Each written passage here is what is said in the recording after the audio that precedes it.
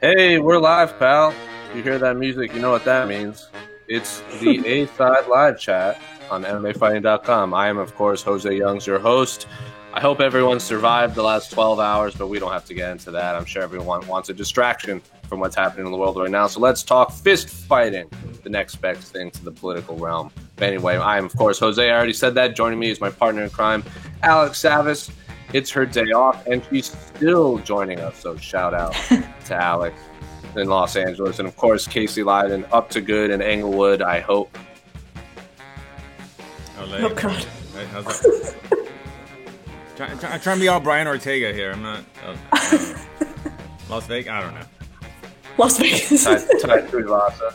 Yeah. I know all of them. I was talking to Tai Tuivasa off camera, and he was like going through all of his hand signs, and I was like, all right, guy, it's a little too complicated for a cage fighter. But anyway, this is the Inside Live chat. Real quick, when you do like hand signs, is it like, am I doing LA like how it looks to you or to me? Because this looks like LA. This looks like LA to me, but no, you got to do LA to the other people. Oh, to the other people, because I'm like, oh, so LA, you hold your right hand up, and then you put the A in front of it.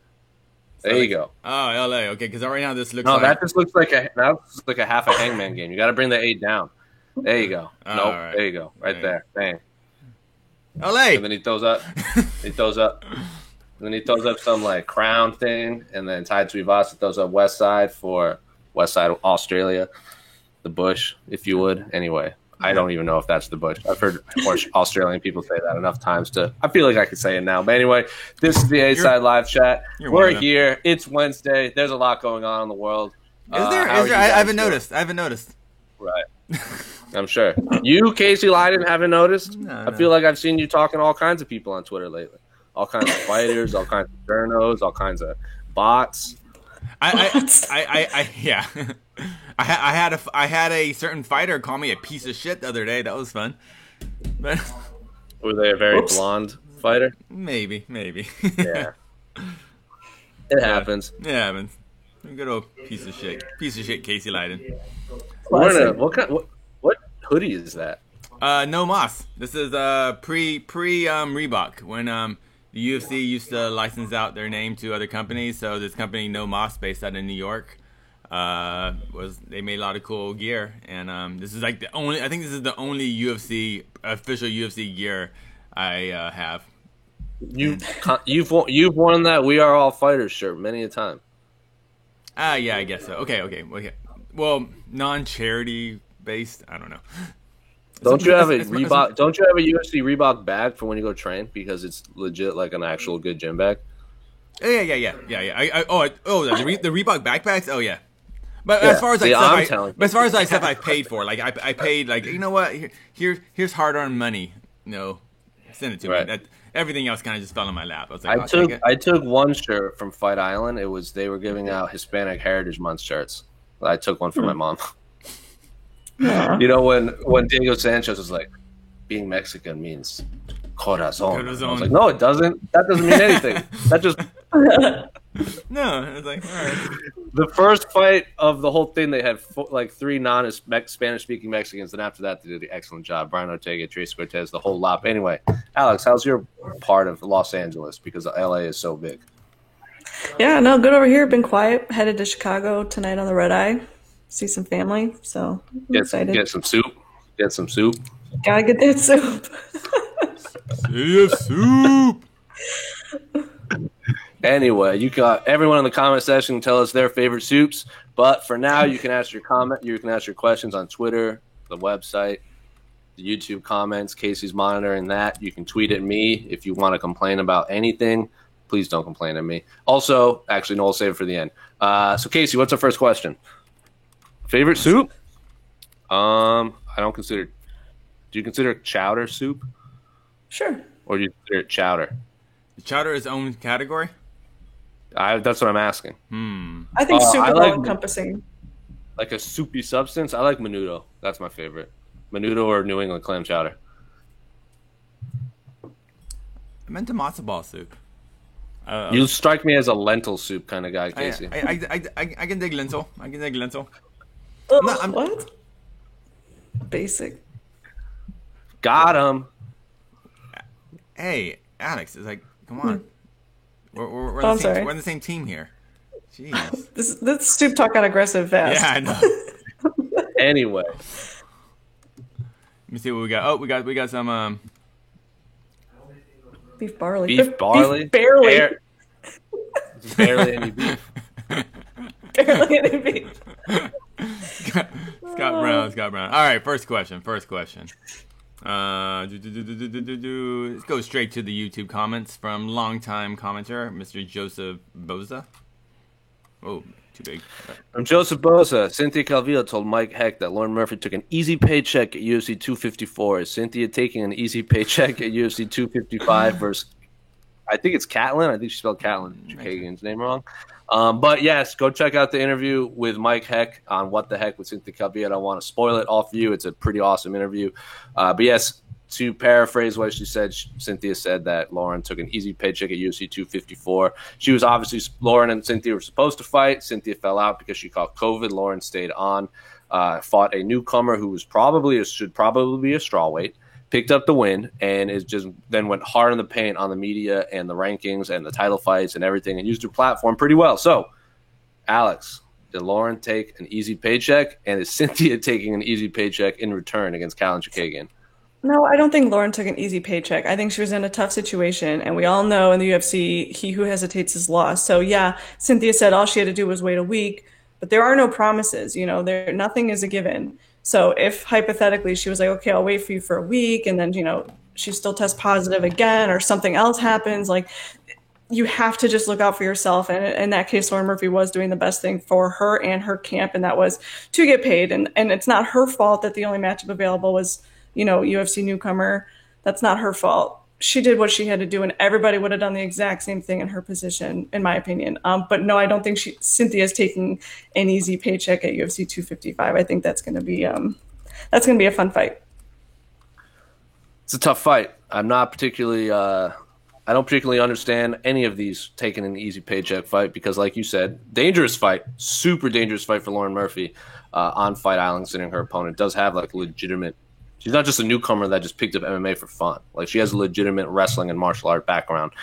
Talked all kinds of greasiness before on a big name. I think she just wanted to, like you said, he who hesitates is lost in the UFC. Wanted to stay on the big fight card, use her platform, because she knows if she wins that's the most watched fight card recently. A lot of people are going to be listening to what she has to say. Casey, what do you make of this whole easy paycheck talk? Well, saying Cynthia is taking an easy paycheck against Chookagian is ridiculous. That doesn't even make any sense. Unless Chookagian is still writhing on the ground from that liver shot or something. Like, she walks in the cage going, oh, no, she's still, but no, I mean, yeah, Chookagian's always going to be a tough fight. Just because one fighter in the history of the universe made it look easy. Well, I guess two fighters, Shevchenko and Andrade. But no, there's not absolutely zero, not an easy fight. Now, calling Murphy an easy fight against what was the young lady's name she beat? I can't remember. I don't remember off the top of my head. Okay, well, the young lady should be. That's not an easy fight. That was a high risk, semi-high reward fight. I mean, but you just don't turn down fights with the UFC. If they just, you're not. Yeah, if you don't have that sway, behind the scenes with the matchmakers, yeah. If they say fight this refrigerator, you fight it. So, but Lauren Murphy, she fought Lilia Shakarova, who was riding a 3-fight win streak and was 8-1 entering the fight. Yeah, that Lilia girl, she did look pretty small in there, but she did. So, but smart fight for Lauren. That was a very strategic, smart fight for Lauren Murphy to take, and she made the best of it, absolutely, by finishing her. And then, more importantly, we don't remember the fight. We remember what she said on the mic, and that's what counts. What she said on the mic. Getting the W is cool, but what she said on the mic, that's the story. And if she would have just won and said, "Cool, thanks," hey guys, I'll fight whoever you put next in front of me. I do what you want, Mr. Dana White. We wouldn't be talking about Lauren Murphy right now. But because she went out there, made a stink, trashed the whole division. Yeah, good on her. She also proved her own point too, because by taking the short notice fight, she proved that you have to kind of just do what UFC says, and that's evident now because Cynthia and Lauren Murphy, I guess, like they had a bout agreement, and Lauren wanted to sleep on it, because she said there's a lot of legal jargon that she wanted to look over. She slept on it and woke up to the announcement that Cynthia was going to fight Chikagian. So again, you cannot hesitate. Like, unfortunately, yeah, that sucks. You should be able to have time to read over your contracts, but that's not the case. What is that noise? I have literally no idea. Did you hear that? That was weird. No. What was it? Was that not coming from your place, Alex? No, it sounded like a spaceship. I have absolutely no idea. I heard that too. It was like, all right. Hey, well, It's the aliens checking in to see if Earth is still standing. yeah. Thank you for the question, Mr. Boza. Bose is off back to the moon now. Who fights from the seaside on Twitter? Who fights first, Ryan Hall or Arnold Allen? Arnold Allen. Because he already had a fight booked. His fight fell out. He's looking for a replacement. I don't believe Ryan Hall has a fight right now. So I would imagine Arnold Allen can... if Arnold Allen can get out of the UK, I don't know where he is presently at the time. So I don't... If that's... I'm not like, obviously, I'm sure we're going to get questions moving forward, especially about Leon Edwards, so we're not going to address it now. So if Arnold is in the UK and he gets stuck, that's a whole other story. But if they can leave the country, I would have to imagine Arnold Allen fights first because he already had a fight booked before. Was it Jeremy Stevens? Was it Jeremy Stevens that fell out? And then he called out Edson Barboza. Stevens. So I think Arnold Allen, just because he was already in camp. When was that fight scheduled? This month, I believe. It was supposed to happen in Vegas, right? I believe so, yeah. Okay. Well, it has to because there's no other Fight Island fights. Oh yeah, correct. That makes sense. He was supposed to fight him this weekend. This weekend? Arnold Allen and Jeremy Stevens, yeah. I wonder if Arnold Allen... So he should already... I wonder if he's actually in the States. He could be in Vegas now. Yeah. Yeah, that's a good point. If he is, then they'll probably find some random bantamweight in Vegas to fight him. Now, it really just depends on Arnold. Is Arnold Allen going to go the Lauren Murphy route and just face whoever they throw in there, and most likely it's going to be someone way behind him in the rankings, or is he going to wait and hopefully get a ranked opponent or someone in front of him? That's the big game. I guess that's the big game that all fighters play, So he's called out Barboza. I wanted Barboza to fight the winner of this fight anyway, so I wouldn't hate that if Barboza stepped in. But Barboza cuts a lot of weight, and I don't think he's going to be able to cut weight on 4 days. If anything, they probably have to bump it. Yeah, but I guess I don't think Ryan Hall is going to be fighting in 2020, unfortunately. Unfortunately. Yeah, so that is a bummer. All right. Well, thank you very much for your question, Mr. Seaside, or Mrs. Seaside, not sure.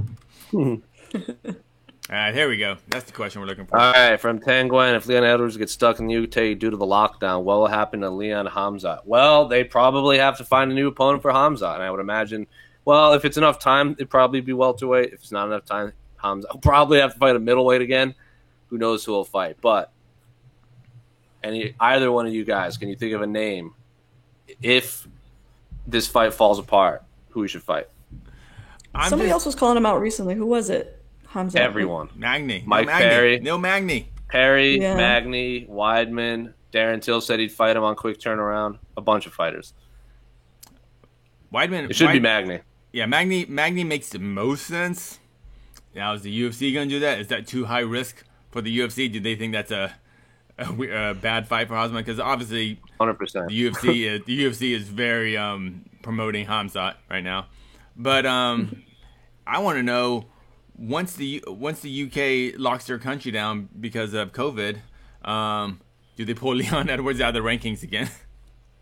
Oh my gosh. Will he be unranked again? Well, Alex was at the press conference, and I believe it was Kevin Iole at Yahoo Sports asked Dana about this exact scenario. And Dana said, I don't know, I'll get back to you. So no one knows.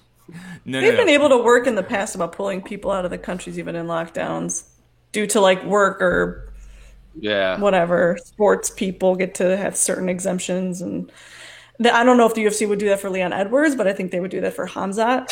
So, 100%. Oh, God. Dude, That's funny. Hamza was sitting next to Dana watching fights. They were like just like they were like on a really cute double date. I mean, a date or just watching fights. It was adorable. That was after Hamzat's Guram fought. Yeah. So when Guram Gamrot fought, which is my low key one of my favorite fights of the Fight Island. Anyway, So TBD, Magny or Perry if Perry wins. when's the Till fight happening? Who's Till fighting? December. He's fighting Jack December Hermanson. 5th. I mean, Jack Manson. I mean, actually, this is not just for Edwards. You got Till involved. Does Till train in the UK? He trains there, right? Yeah. So yeah, it's gonna be it's gonna keep going. This whole thing.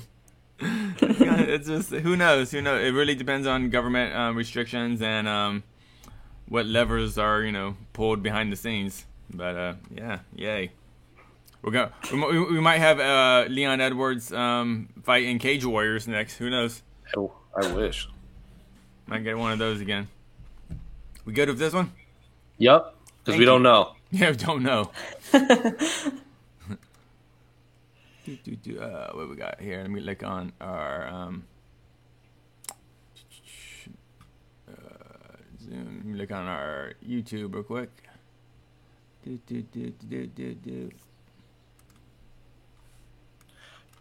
From J Pizzle 2010. Are you guys watching Mandalorian season 2 on Disney Plus? Not yet. Don't spoil it. I'm currently knee deep into Haunting of Hill House, and once that wraps, then I'm gonna hop over to the Mandalorian.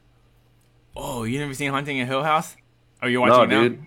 Yeah, I watched Haunting of Bly Manor, and then wanted to watch Haunting of Hill House. They're very different. They're very. I'm watching. I have one episode left of Bly Manor. I'm gonna It's finish fine. it tonight. I'm gonna finish it tonight. It's like a spooky Where's Waldo, so that's pretty much all I'm watching for. I guess so. No, it 100% is. I watched a thing with the director where he just secretly hides ghouls in like the background of every scene, and like the game I play is I try to find it every time. Oh, So like they'll be like talking, and then if you look in the background, there's like a ghost girl like looking over. Oh, yeah. like a handrail, and like they don't talk about it at all. I'm like, how is no one seeing this 7-foot creature behind them? Like that's why I watch the show. Anyway, don't spoil it, Mandalorian yet. yeah. Haunting. Bly Manor is a much more of a slow burn. Haunting in Hill House, I think, is overall much scarier. And there's one scene in Haunting in Hill House where I freaking screamed in terror. Like it was awesome. So Is it the car ride? yeah. Yeah, that's what everyone says. Everyone. And I didn't because I heard about the car ride scene before, but I didn't know what car ride, so I was like, it didn't spook me. But all right, anyway, you haven't watched any of these, have you, Alex? No, I don't watch scary movies, and I've also never seen anything Star Wars related. Sorry. Are you aware I like of Mandalorian. anything pop culture? Like, have you heard of Star Pop Wars? culture? Excuse me. I could take you See, in a you pop have culture literally- trivia. Casey, you have literally no idea what you're messing with right now. Like you stepped into the bear's den when it comes to Alex and pop culture. You've not watched any Star Wars. I don't even That's like not Star pop Wars. culture. That was pop culture. That It still transcends is. culture. That's right. I tried to watch Star Wars like once upon a time, and I think you have to watch it like from a kid and like appreciate that, because I was like, I've studied special effects in school and stuff, and I think I missed the boat where like I can't now go back and watch it and be like, oh, this is great cinema. Like I just can't. Sorry. It's I like get Pulp Fiction. Like at its time, amazing. Watching it now, I'm like, these shots are so long and I cannot focus. I need quick jumps. Let's go. Like it's a different time. Whoa. Sorry. Are take. you considered a millennial? Are you in the millennial zone? I am. Yeah, Yeah, both of us. you and your millennials. I don't watch. your I don't watch Vine television. videos. Yes, exactly. I need 8 seconds and I'm Vine's done. dead. Vine is dead, Boomer. It's been dead for 3 years. You and your, I don't watch you, TV. you and your MySpace. Yeah, I don't watch TV like at all. Casey knows this. I watch about 2 or 3 shows tops. One of them, shout out to my man. Oh, Colin hey, Robinson. yes. from Energy What We Do in the vampire. Shadows. Energy vampire. Yep. Figure it was relevant now, but I like The Mandalorian because I was a really big fan of the Lone Wolf and Cub comic books behind me and Samurai Jack when I was a kid, and it's basically just that, except Star Wars related. I'm not into Star Next Wars. question. Have you Yeah. guys seen The Bachelorette? Oh, I have never watch The Bachelorette. I think when I was little, someone from my hometown was on it, and it was in the paper. And that is and then when I worked at Fanside with Alex, everyone was playing like some fantasy pick'em game thing, and I just picked alphabetical order and got just trashed by everyone in the office. And then they all went out and ate McDonald's, and I was like, I don't understand any of you people. Oh, good stuff. This is an interesting question. This should be fun. From Tristan Gordet, longtime commenter. MMA fighting at Alex Savis. So is this for her? Inyo, what would you do to curtail the behaviors that we've seen from specific fighters or all fighters in general in the UFC? Examples would be Perry and Hardy. So I think he's asking this to Alex specifically. Well, I don't know what Inyo means. Inyo opinion? In your opinion. Okay. What would you do to curtail the behaviors that we've seen from specific fighters or all fighters in general in the UFC? So they specifically brought to light Mike Perry and Greg Hardy, who, of course, have history with domestic violence, and police have been called to various circumstances. So, Alex, how would you answer Tristan's question? Well, the least the UFC could do is at least launch some sort of internal investigation on their behalf. I mean, the NFL did it with Greg Hardy. I don't understand why the UFC can't even just like pretend to care for half a second. And then the other part is the whole conversation shift needs to happen from this being a women's issue to being a men's issue. This is not just a problem for women. This is an everyone problem. And as soon as everyone starts to, actually care, maybe then the UFC is actually going to look at this and be like, okay, these are actually deal breakers for fans. Right now, none of this is a deal breaker for the fans, and that's the problem. So the whole mindset has to shift with the fan base, and I don't know how you fix that. I've been trying most of my life. I don't know if there's been any progress made, in my opinion, but something has to give. You can't I understand second chances. I get that narrative, but there's a difference between having a second chance and taking a job in like an office or a warehouse or a normal people job versus beating the crap out of people in a cage. It's a little weird in my opinion. So yeah, that conversation needs to be had. There needs to be something set in stone. These are the protocols. This is what will not be tolerated, and stick to it. What they said. Casey, remember when that happened? Remember when they laid out those rules like 7-8 years ago, and they suspended Matt Mitrione? I was about to say, yeah. Remember that? Was it Matt Mitrione? So everything you said, because he went on the MMA Hour and was roasting Fallon Fox. Oh yeah, okay. There's been a few. So the things that you've described, Alex, the UFC has basically tried to implement. People just forgot about it a year later. It's unfortunate. Exactly, because nobody cares. Nobody truly cares, and that's the problem. And when I say nobody, I mean the vast majority, not nobody. Yeah. And I was confused by the initial rules they had set in stone, because remember they're like, oh, Matt Mitrione is suspended. I'm like, suspended from what? He doesn't even have a fight lined up. Like, what is he suspended from? Training? Doing media? Like, do they just not offer him a fight for 6 months? Like, that was never clear to me either. So, like, the punishments were even confusing to me. And he just talked greasiness about, who Fallon Fox is, Alex. Mm-mm. Oh, she was the one of the first transgender. She was a transgender fighter. She had transitioned from a male to a female, and was fighting women. And it was a whole thing. And I believe Ashley Evans Smith beat Fallon Fox, which got her into the UFC. Ashley Evans Smith then jumped to the UFC. So, and Matt Mitrione said something on the MMA Hour and got suspended. What that means, I'm not quite sure. But then we've seen things like Thiago Silva. He got suspended, rehired, fired, rehired, fired for like the same thing. I think the difference between that is they caught him on video.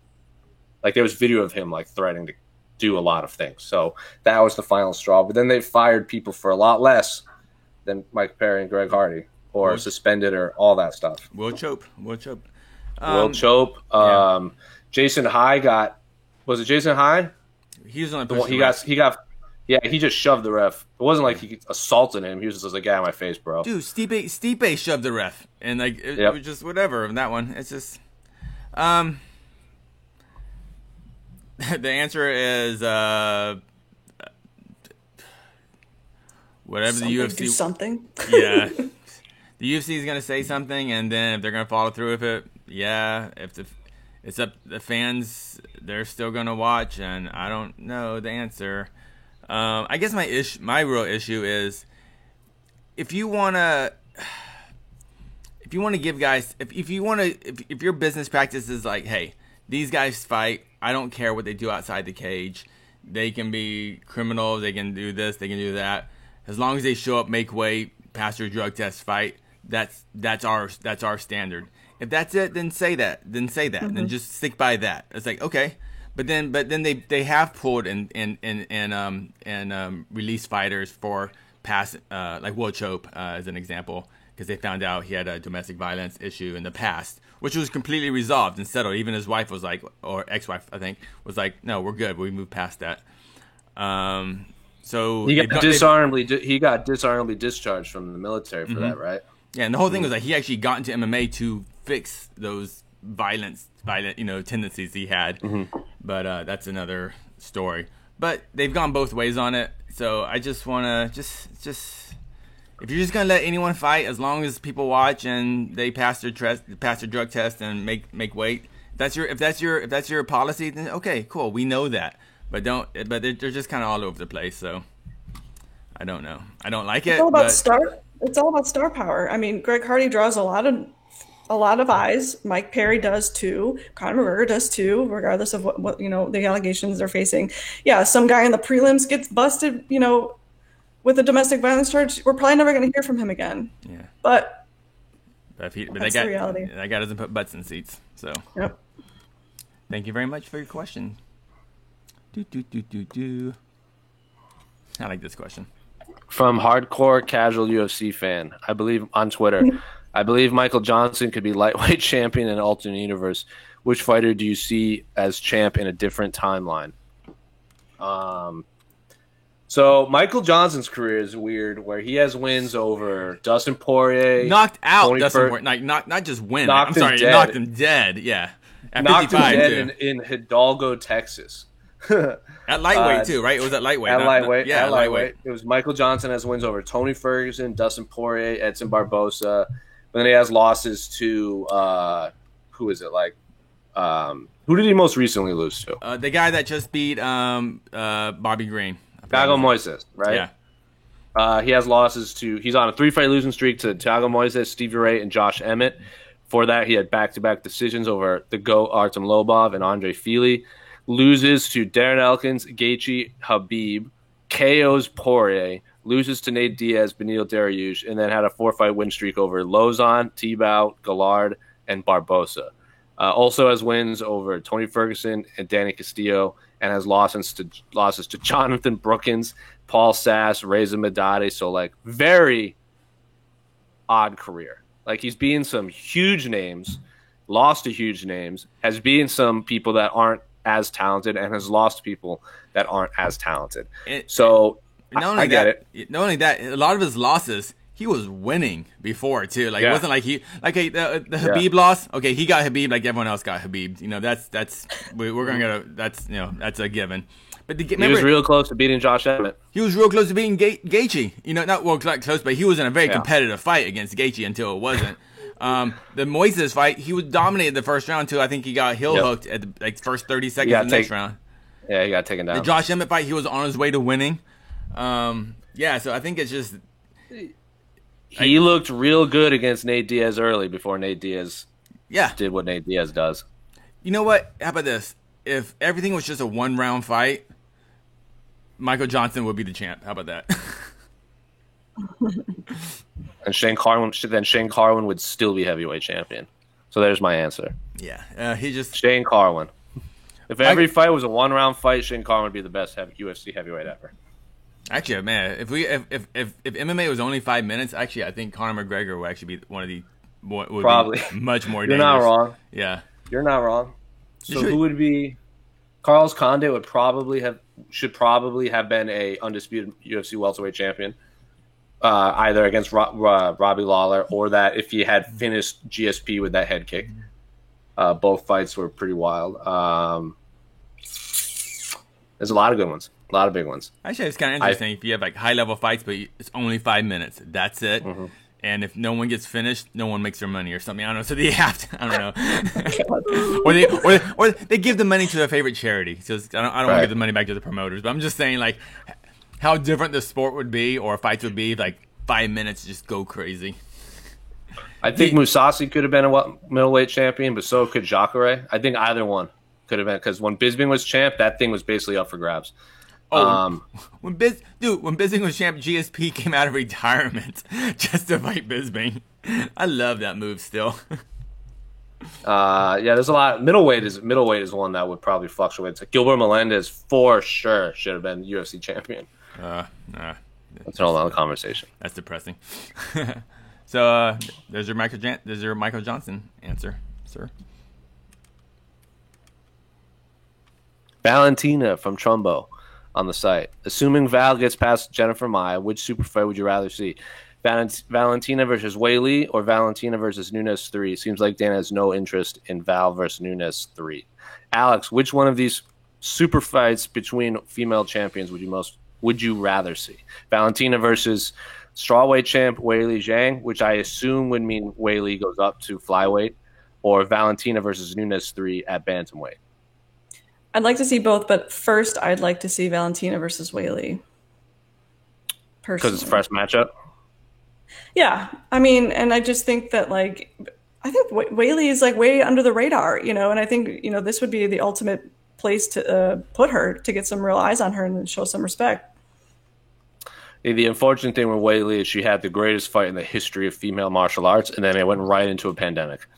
Yeah. Still best fight of the year. 100%. I agree. No argument from me. One of the greatest fights I've ever seen in my life. I said cage side to Dan Shapiro sitting next to me. I'm like, that's the best fight of the year, and we're only in March. And he's like, it's only March, man. I'm like, doesn't matter. Yeah. What is going to stop that? So, obviously, to be determined, but nothing has stopped it yet. But yeah, I agree. I'd rather see Valentina Weili right now. I would rather see none of these fights. I want to see Valentina face. Yeah, I agree, but I just think it's ridiculous for just to suggest that Weili should already go up. I was like, what? It's like, what do we do? She just got the belt. She just like. Dana White said the same thing. I'm just answering this question specifically. Of course, if you ask me what fight I would rather see in general, it's Weili Rose. Weili, who's fighting Michelle Watterson now? Ribas. Amanda Ribas. Obviously, if they want to run it back with Joanna, that's cool. Claudia has a big fight. Nina has to come back eventually, and then of course, like Valentina versus Lauren Murphy's fun, and a whole bunch of other fights moving up. So yeah, there's a million fights I'd rather see. Answering this question specifically, Valentina Weili does more for me than Valentina Nunes. It's a ridiculous question, Mr. Trumbo or Mrs. Trumbo. Ridiculous question. Weili's got plenty of competition at strawweight. Valentina has actually a fair amount of competition at flyweight. Nunes though is a different story. I don't know what to do about Nunes. Let's see what happens with Megan Anderson. Let's see what Mama Nunes. Let's see if it changes her. So we'll see. If Amanda retires, who's the first bantamweight champ after she hangs it up?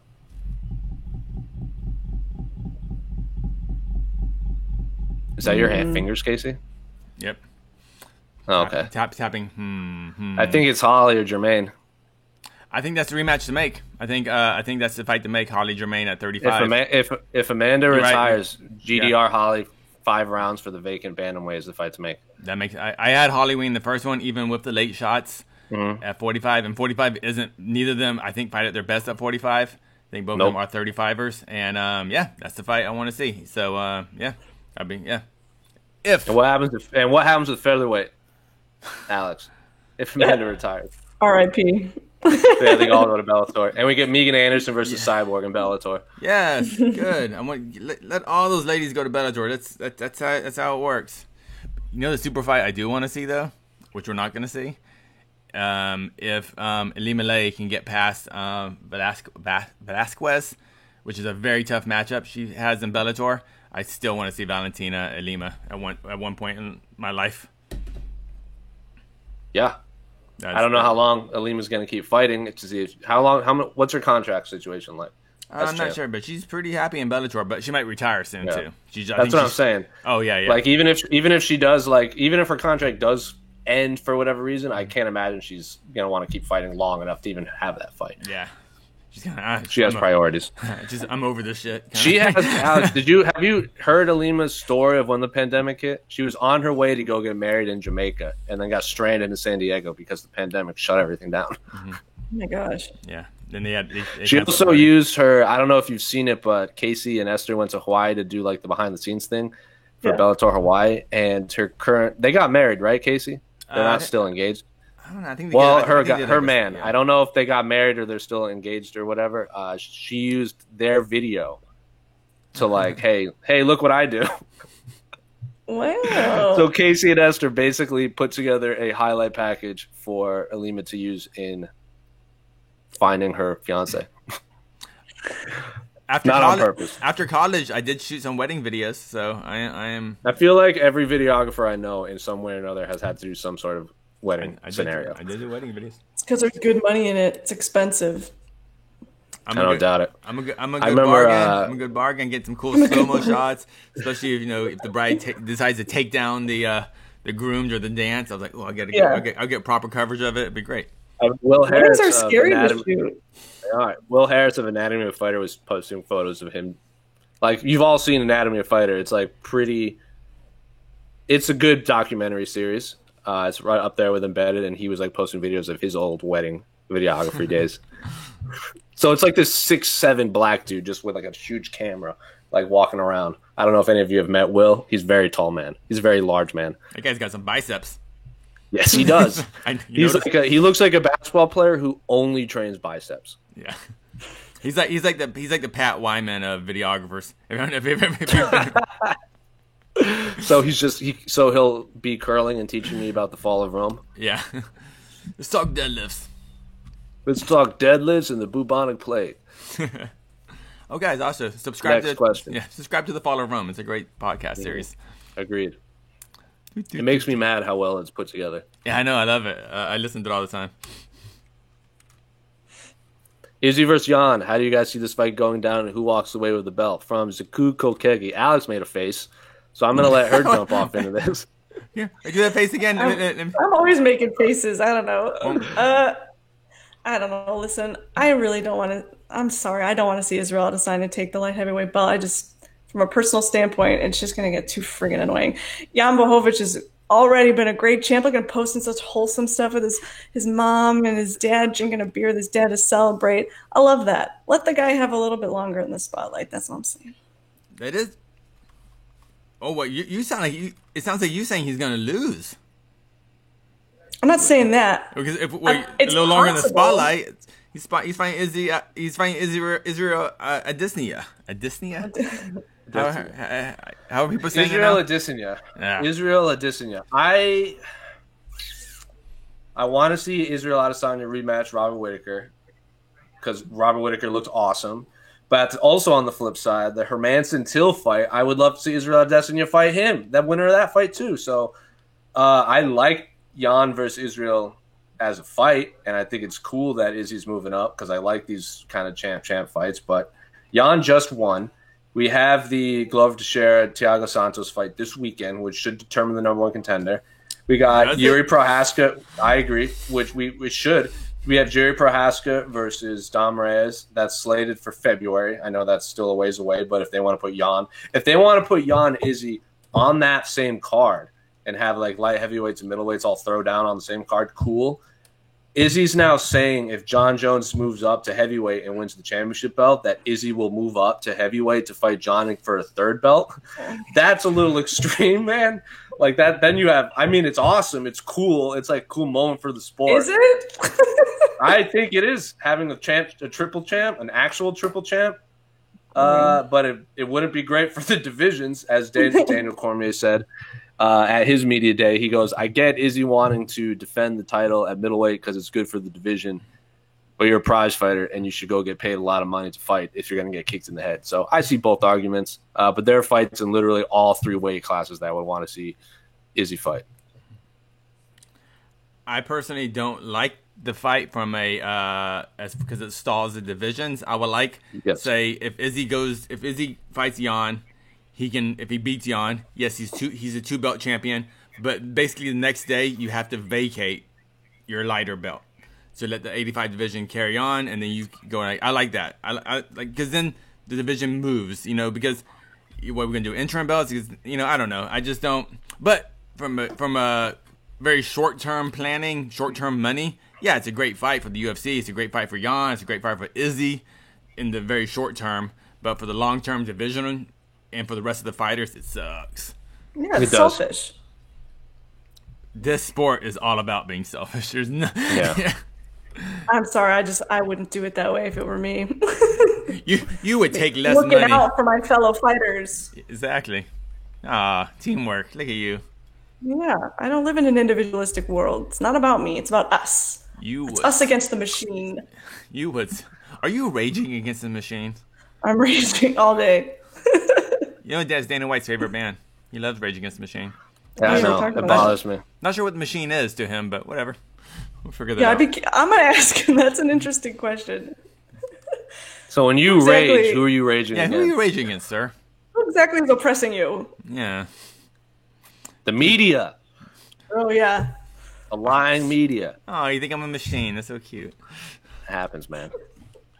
From Terrence Leverett, looking ahead to next year, what fun fight has to happen in 2021 that's not on the radar at the moment? Also, can we get an A-side hoodie in a merch store? I would love an A-side hoodie or a hat or anything like that. So TBD. I'll say that.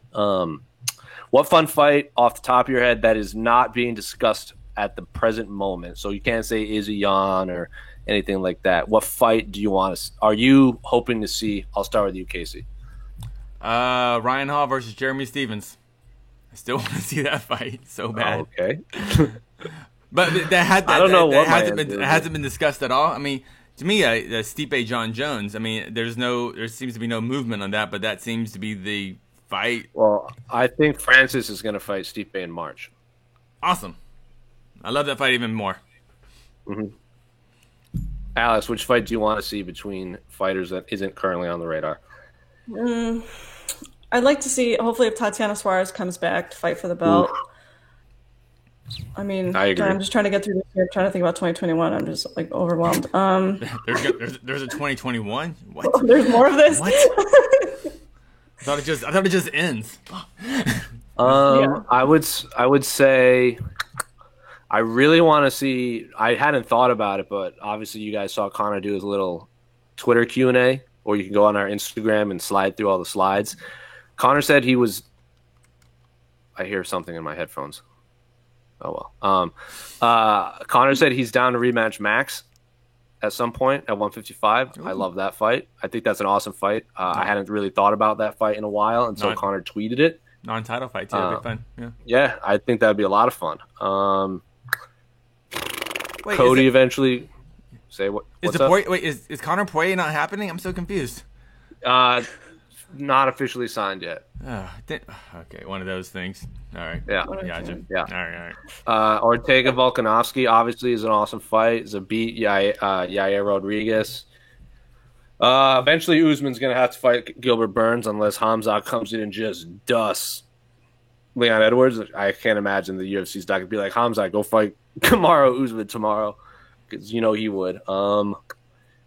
Yeah, I don't know. There's a lot. I want to see Jairzinho and Overeem rematch, because that fight was kind of bizarre the first time. Yeah, 5 rounds. There's a lot of fun fights. Makhachev and RDA still has to happen, and then I think there's a lot of fun lightweight fights. Michael Chandler's debut is something you've got to think about. I really want Jeff Neal and Vicente Luque real bad. I think that's just a violent fight. Jeff Neal hasn't fought since the Perry win because he got hurt. It was supposed to be Neal on Neal until that fell apart. Actually, I would like Uriah Hall to rematch Chris Weidman now that they're in the UFC. They're 9-10 in the rankings. Are they fought in the regional scene? Yeah, and I think Cage Fears. I think Uriah Hall's only lost the first 2 professional losses or something like that were to unknown regional fighters Chris Weidman and Costa Philippou. Costa Philippou gets the name drop. Nice. Firefighter Costa Philippou. Dude, Alex yawned. She yawned when you said Costa Philippou. I can't stop yawning this morning. I don't know what it is. It's nothing personal. Yeah. He lost by TKO to Weidman, and then got a majority decision loss to Philippou, and then beat in Ring of Combat, Atlantic City on April 8th, 2011. I forgot this fight. Ong Leng Sang, Uriah Hall beat him on the regional scene. The guy from One Championship. What? That just lost. Yeah, he just lost, but he was like the man over One Championship. He lost? When? Like a week ago. Oh, I can't believe I missed that. He lost. He got tapped first round. Oh, wow. Okay. That fight card inside the Matrix, I know we don't talk a lot of One Championship fight. That was an insane card. There was Don Lee beat Martin Gwen like pretty violently, and like he got him like up against the fence, and it was like one of those Vitor Belfort Vanderlei Silva. It was just like that, and then he clipped him, and they just went down. So we had two title changes. One championship enter the Matrix. So go watch that fight. But yeah, Uriah Hall has some odd regional fights that I've all big names. Anyway, any other questions? He fought some tough guys coming up. Yeah, in a row. Was Dana really cranky at his post-fight media scrum? Hall versus Silva suffered from Khabib retiring. Alex, you were there. Did Dana White seem cranky? Yeah, what had happened was Dana basically burst through the door like the Kool-Aid man and then just like stomps on the stage and just starts like ripping everyone a new one, and everyone's just like, okay, can I hit record? Like, hold on a second. It was aggressive. I don't know. I didn't feel like there was any need for him to be so cranky. I didn't think it was that big of a deal. I felt like there was a beautiful moment after the fight. There wasn't a lot of negativity showing towards Anderson Silva, but that's just me. I felt like I was missing something.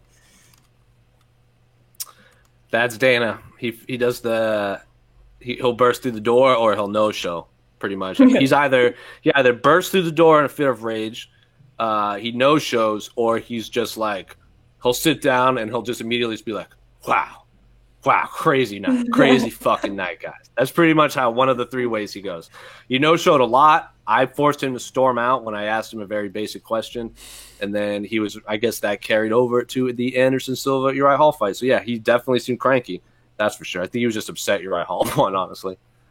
You think so? I don't know. Like he was super cranky after Khabib retired. Like, not immediately. Well, he didn't come out. Remember his post presser after was for something that was kind of. It was like 8 minutes. Yeah, but something that was so spectacular and supposedly was going to outsell Conor versus. Dana doesn't like talking about the future because he doesn't know. Dana White doesn't look past like the next day. Dana White does not know the future. Big news. Right. What? So Dana White doesn't like talking about future fights. It bothers him. Like anytime someone asks him, like, "Oh, what do you think about Peter Yan versus Aljamain Sterling?" He'll be like, "I don't know. We got to talk about it next week." Like that's always his answer. He does not like talking about future fights. And I feel like someone had to ask if Khabib was retiring about the now vacant title, and that just bothered him, so he stormed off. So I feel like if I didn't ask that question, which had to be asked, he would have stuck around longer. Just say what? Just say he goes like, you know what? Khabib retiring is news to me. I gotta sit down and think about this for a little bit. Next question. Look, go rewatch it. I asked so anytime you ask him a question, he says, "What? What was that?" and he turns his ear. You know he's mad because he doesn't like the question. So go rewatch it. I asked the question and he just immediately goes, "I don't know," and then left. He goes, "Any questions?" "No." "All right," and then he left. Everyone's like raising their hand. I have a question. Like, nope, no questions. All right. They were definitely, and then like no one got mad at me in the media room. They were like, "That was weird." Like someone had to ask. That was the most basic question. It wasn't even like that. Was just like, okay. I just said, could Conor versus Poirier be for the vacant title if Khabib does retire? And Dana didn't like it, and he left. No one got upset. Like in the media room, they were like, "That was weird. Why would he get mad at that?" Oh, I just to me it looked like he was just grumpy that his biggest draw. He wasn't that grumpy. He left after selling this big pay-per-view. He was grumpy on the inside. I'm telling you. Probably. I could see through that grumpiness. That was a grumpy. What was the better middleweight fight this past weekend? What middleweights? Oh, middleweight main events. Oh, Mousasi Lima. I disagree completely. It was a very technical fight, but it was. But in terms of like an exciting fight, I thought Uriah Hall and Anderson Silva was a lot of fun. Anderson. There were only 11 strikes thrown in the second round. I don't care. I'm joking, and that wasn't even true. There were like 50 strikes thrown. Yeah, Anderson looked really good until he got dropped, he's just age caught up to him. Can't take those punches anymore. And Uriah won. I thought Musashi Lima was fun. I'm not saying it was a bad fight. It just happened to be the second best middleweight main event, I think, in terms of excitement.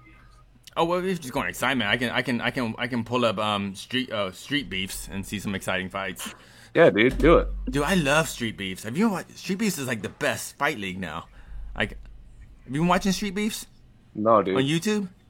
Nah. Street Beefs rule. It's this little cage. It's amazing. Street Beefs. I think I want to fight for them. Street Beef barely. Yeah. Street Beef barely. That's our favorite. That's your new soup name. All right, next question. Yeah, I'll go with this one. Dave's mad because he didn't like surprises like one of his biggest stars retiring. Maybe I was mistaken, but being there, it didn't feel like he was overly angry. Maybe it came off different through like the streaming, but he didn't look overly mad. That was his shortest scrum I think I've ever seen him do post fight ever. Yeah, in my it was like 8 minutes, 10 plus years covering Dana White. I was like, wow, all right, and it was in a very exciting fight. It was a good card too. I was like, wow, all right. Dude. Here's a weird question. Hardcore casual UFC fan. I was hoping for Bobby Green versus Nate Diaz one day, but that won't happen. What matchup would produce the most in-cage swagger / taunting? Mike Perry versus Kevin Holland. Does Mike Perry talk trash in the cage a lot?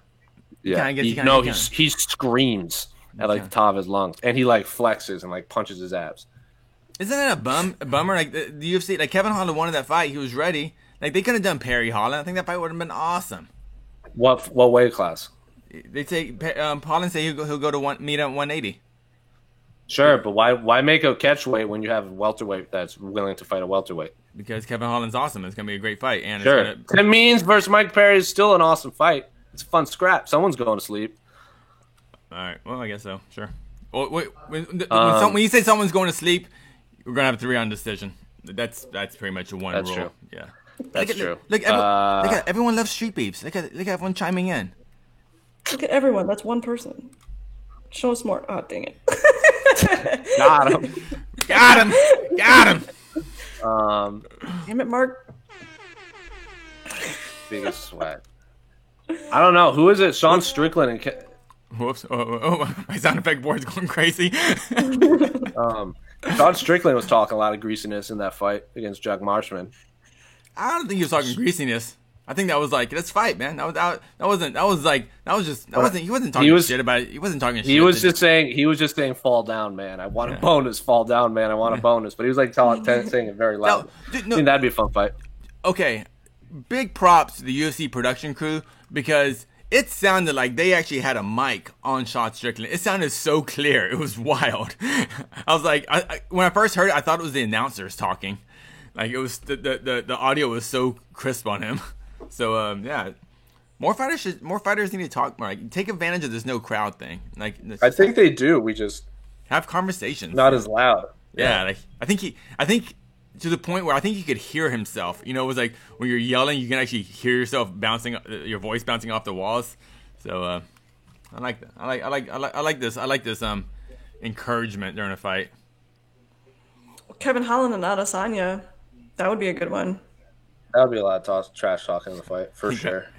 Kevin Holland definitely wants that, but I think he is what? I think we interviewed him yesterday. It hasn't come out yet, but I think he said he goes, I'm about 4 fights away, but I'll get it.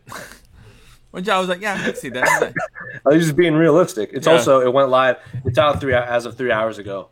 The interview was live on the YouTube page. So after we're done with this, go watch Kevin Holland on What the Heck. Or if it is on What the Heck. Or if it's just its own thing. Yeah. Go watch it. Street Beefs, definitely entertaining. Look at it. Whatever, Zawazuki. What kind of name is that? Wow. Got him. It's from Bridesmaids, where she was like, Stove. What kind of name is that? See, pop culture. Don't test me. Michelle Peretta versus Kevin Holland would contain the most taunting. That's middleweight versus a welterweight.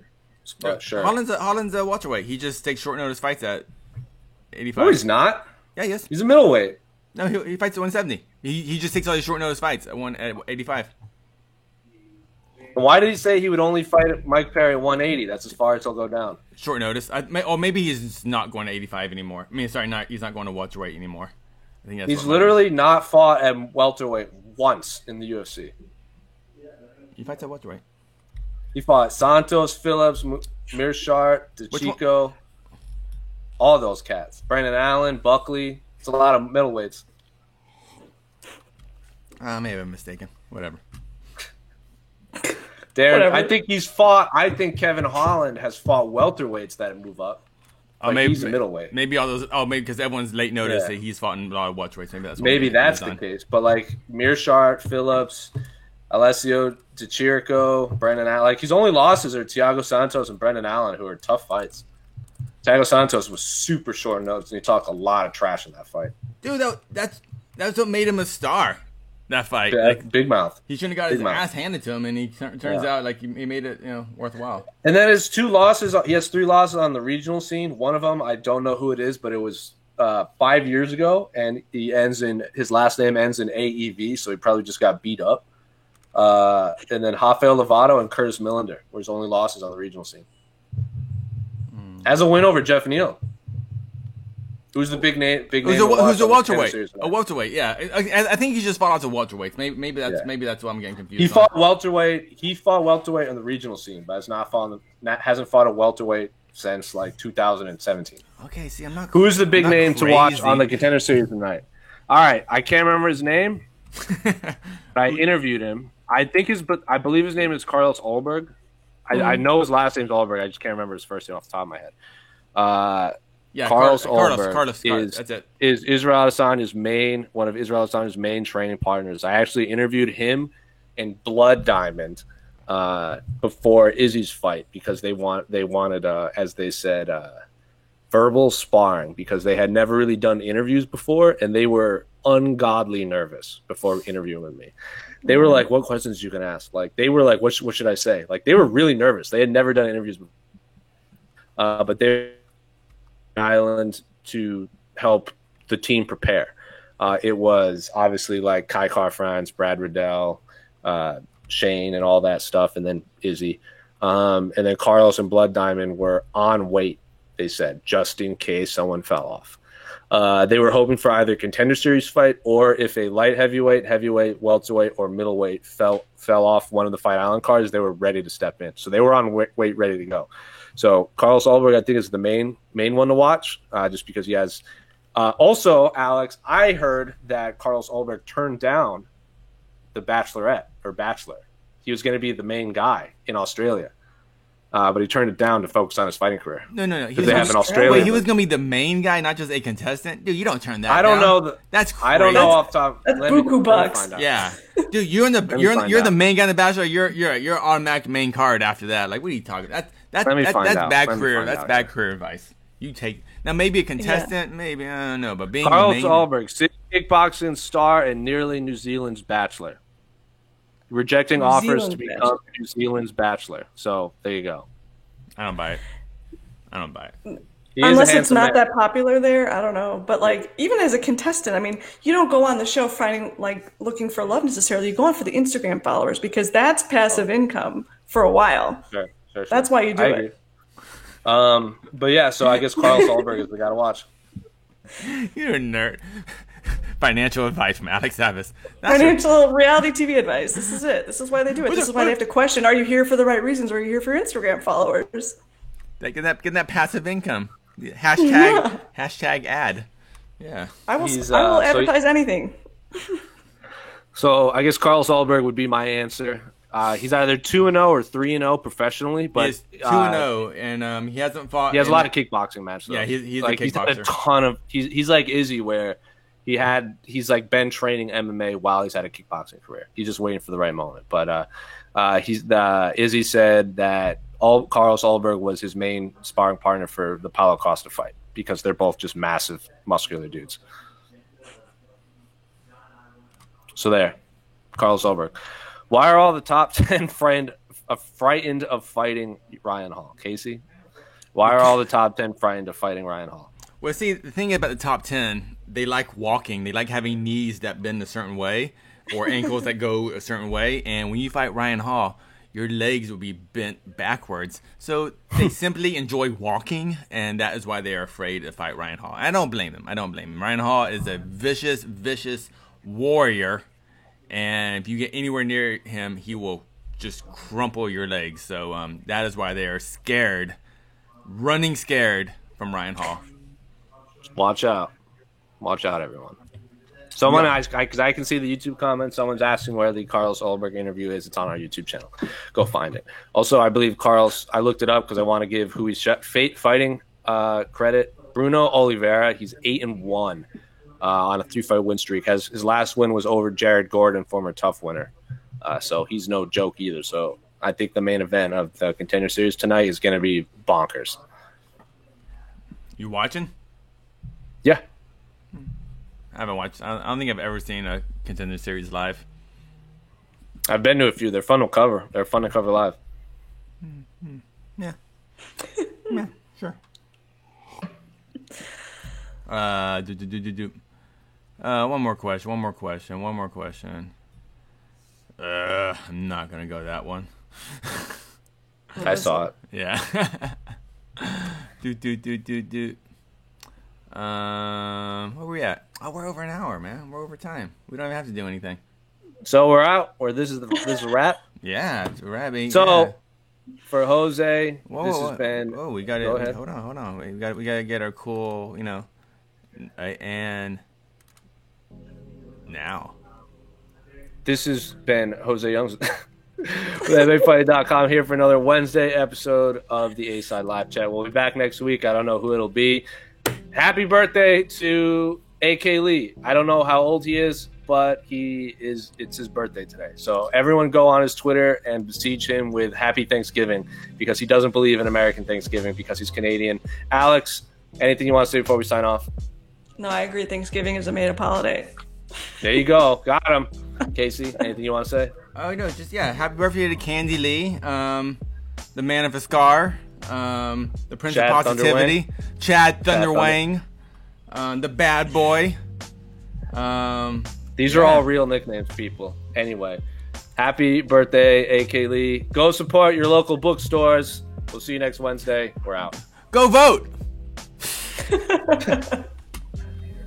Okay.